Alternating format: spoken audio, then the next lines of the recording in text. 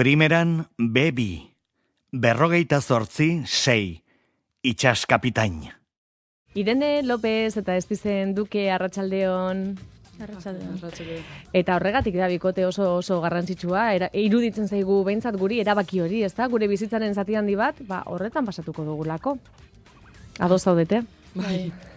Eta ofizio bat edo beste ikasi, parean tokatuko zaigun jendea ere, baldatu egingo da, eta agian baita gure bizitza pertsonala ere.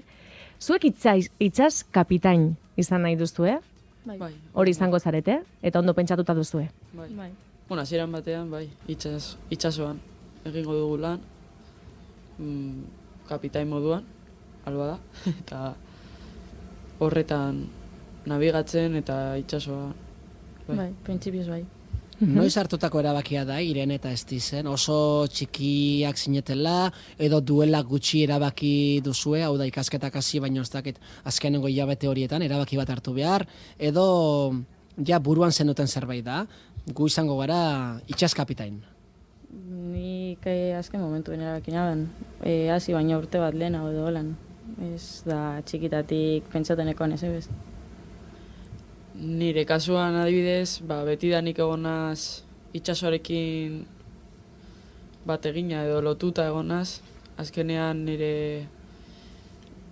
itxaso ondoan bizinaz eta nire kirola itxasoarekin lotuta dau, orduan pizka bat dinamikoa den naizenez, dinamikoa zen zerbait bilatu neban, eta hori izan zen, nire erabakia. Ematen du Estizen zuk apur bat aurreragotik erabakitako kontua dela, edo norabidea behintzat bazen neukala nolabait eginda, ez da?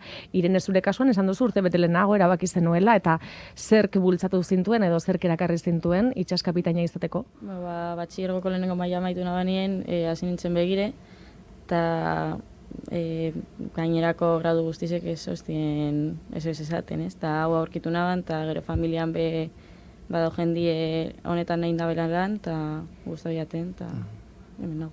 Ze Estizen zu Portugaleteko zara, Bai. itxasoko herri batekoa, baina Irene zure azentoa ez da kostaldekoa, Bueno, ez ni jaio nintzen abadinan, eta gero Gasteizen bizizanaz beratzi urte. Baina hala ere gustatzen zaizu itxasondoan eta itxasoan bertan egotea. Bai. Gaur begiratu duztu itxaso nola dagoen? Badaukaztu egiturarik? Bai, justo gure unibertsitatea Ikusten da. ondoan dago, eta ikusten da dana. Eta, zelan dago? Eguraldia bezala? Bueno, nahiko. Batzutan sakarrago goten da.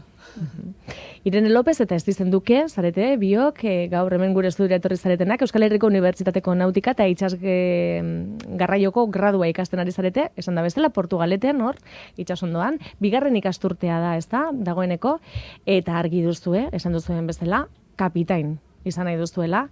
Ze ontzi motako kapitain izatea gustatuko litzaizueke?